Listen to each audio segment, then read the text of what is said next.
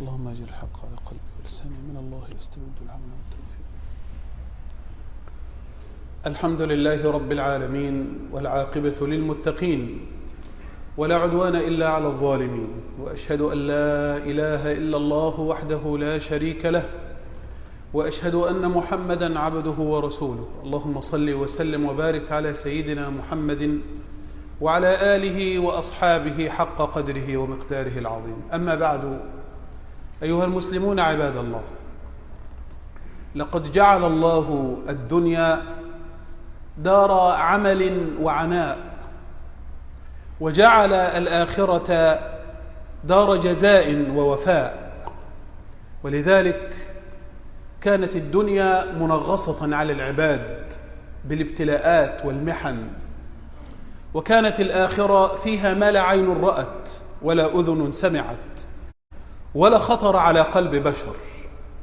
ولذلك يقول النبي صلى الله عليه وسلم في الحديث الصحيح: ما الدنيا في الآخرة، يعني مثل الدنيا في الآخرة، ما الدنيا في الآخرة إلا كما يجعل أحدكم إصبعه في اليم، وأشار بالسبابة صلى الله عليه وسلم، ثم يعود فلينظر بما يرجع.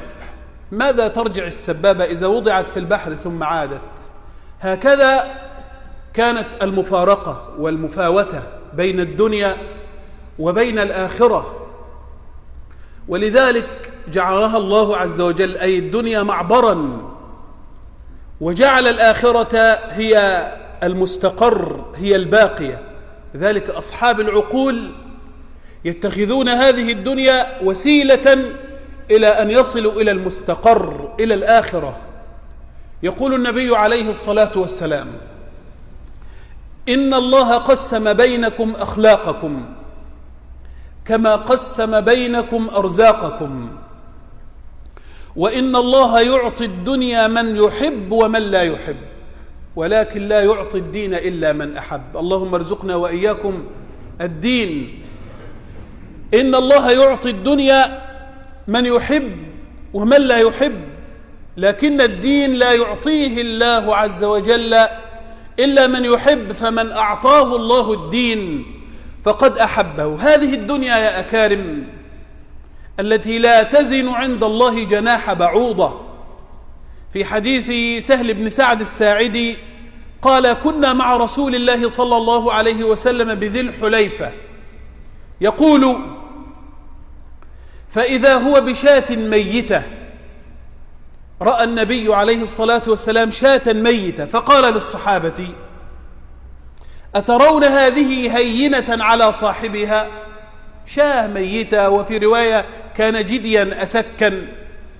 قال: أترون هذه هينة على صاحبها؟ ثم قال: والذي نفسي بيده للدنيا أهون على الله من هذه على صاحبها، ولو كانت الدنيا تزن عند الله جناح بعوضة ما سقى كافرا منها شربة ماء. دنيا هينة يسيرة. نقول هذا أكارم لأن بعض الناس يتخاصموا من أجل الدنيا ويتقاتلوا من أجل الدنيا، وبعض الناس يبيعوا قيمهم وأخلاقهم ومبادئهم وعقيدتهم من أجل الدنيا. من الناس من يأكل الرشوة من أجل الدنيا، من الناس من يعين ظالما من أجل الدنيا، ولا حول ولا قوة إلا بالله. هذه الدنيا هينة يسيرة، هي مرور يعبر فيه الصالحون والمرسلون. إخواني، وهناك بعض الناس يرى أن الابتلاء يكون بالمنع فقط. لا يا إخواني، الابتلاء قد يكون بالعطاء وقد يكون بالمنع. الله تارة يبتلي الناس بالسراء، لماذا؟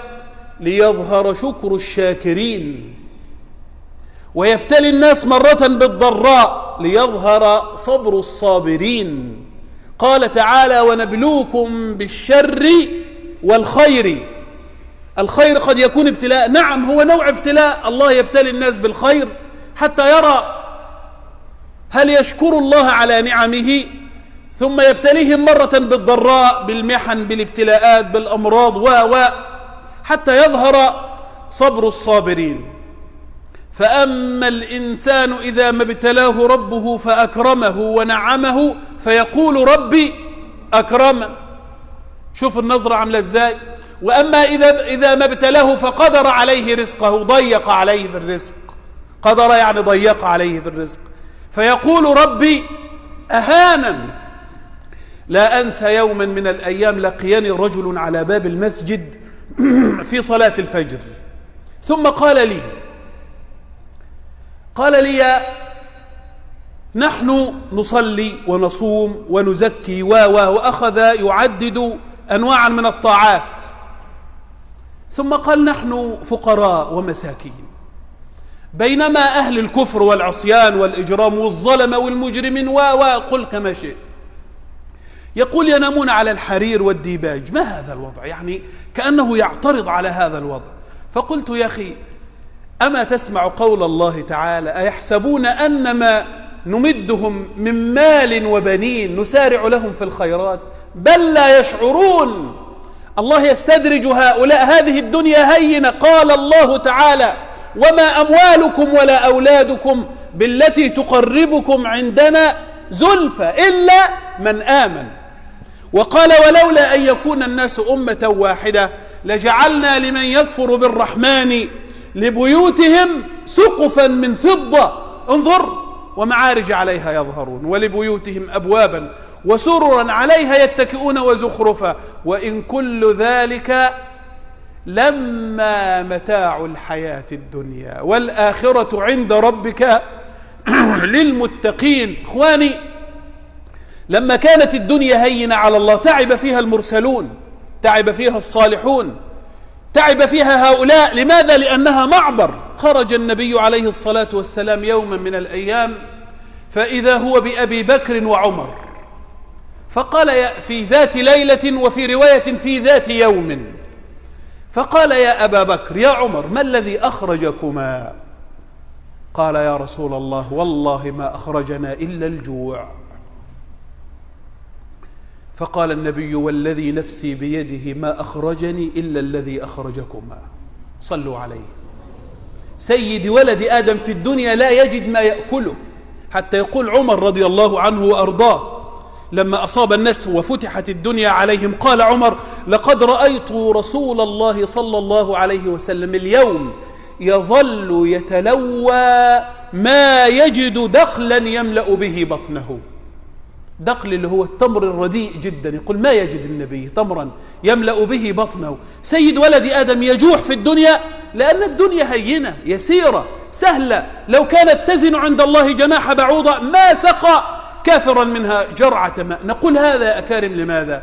أقول هذا لمن تغيرت عليه الدنيا. بعض الناس ترك عمله، بعض الناس تحولت عليه الدنيا، بعض الناس يعيش بعض المكدرات في الدنيا من الأمراض، من الآلام، من النصب، من الحرمان. أقول هي يسيرة، هي سهلة، هي يسيرة ومرحلة وهتعدي، مرحلة وهتعدي. أي الحياة كلها، الحياة أنا لا أقصد الحياة كلها، ستنتهي هذه الحياة ويقف العباد بين يدي الله تبارك وتعالى يحاسبهم رب العباد على هذه المرحلة اليسيرة. تدري أيها الحبيب يوم القيامة يقول النبي عليه الصلاة والسلام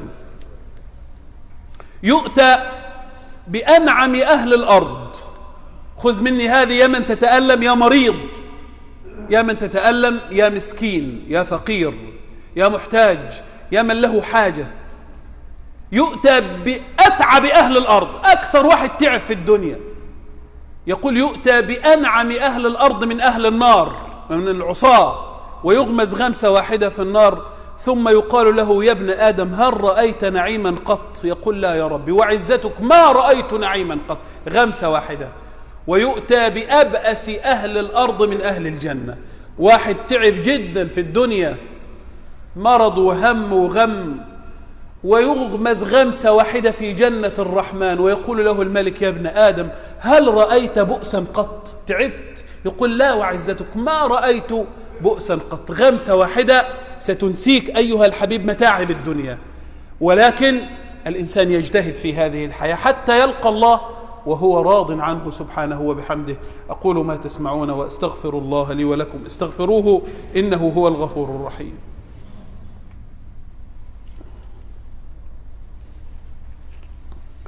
الحمد لله وكفى، وصلاة وسلاما على عباده الذين اصطفى، وأشهد أن لا إله إلا الله وحده لا شريك له، وأشهد أن محمدا عبده ورسوله صلى الله عليه وسلم. يقول النبي عليه الصلاة والسلام فيما رواه أحمد وغيره: لا يزال البلاء بالمؤمن والمؤمنة، يعني يظل الابتلاء، واحد مريض من سنين طويلة، واحد فقير، واحد مهموم، واحد أولاده تعبين، لأن الأولاد قد يكونوا فتنة وابتلاء، وهكذا آلام الدنيا يا إخواني. منذ أن ينفخ الملك الروح في العبد وهو في بطن أمه هو في ابتلاءات. ولذلك لما سئل الإمام أحمد قيل له: يا إمام متى الراحة؟ يعني متى الواحد هيرتاح؟ انت طبعا تقول لما اجوز العيال، واللي يقول لك لما ابني الشقة، واللي يقول لك لما مش عارف ايه، ولما يطلع إقامة للولد. هو يظن هذا. الإمام أحمد يقول: الراحة تتم عندما أضع إحدى قدماي في الجنة. قبل كده ما تقوليش في راحة. لما الواحد يحط رجله في الجنة، قبل كل هذا ابتلاءات وامتحانات مرحلة، والآخرة هي المستقر. يقول: لا يزال البلاء بالمؤمن والمؤمنة في جسده وفي ماله وفي ولده حتى يلقى الله وما عليه خطيئة. لأن الابتلاءات بتمحص الإنسان، بتغسله من الذنوب والآثام حتى الشوكة يشاكها. فلا تتضجروا يا عباد الله، وأقبلوا على الله، واعلموا أن هذه الدنيا مرحلة وتنتهي يوم أن نلقى الله تعالى ويسعدنا الرحمن برؤيته وجنته. تنسون هذه الآلام. اللهم ردنا إليك مردا حسنا جميلا يا ذا الجلال والإكرام. اللهم إنا نسألك عيش السعداء ومنازل الشهداء، والشكر على النعماء، والصبر على البلاء، والنصر على الأعداء يا رب الأرض والسماء. اللهم اغفر للمسلمين والمسلمات، المؤمنين والمؤمنات الأحياء منهم، وارحم الأموات، إنك يا مولانا سميع قريب مجيب الدعوات. والحمد لله رب العالمين، وصلى الله وسلم وبارك على نبينا محمد. قوموا إلى صلاتكم يغفر الله لي ولكم.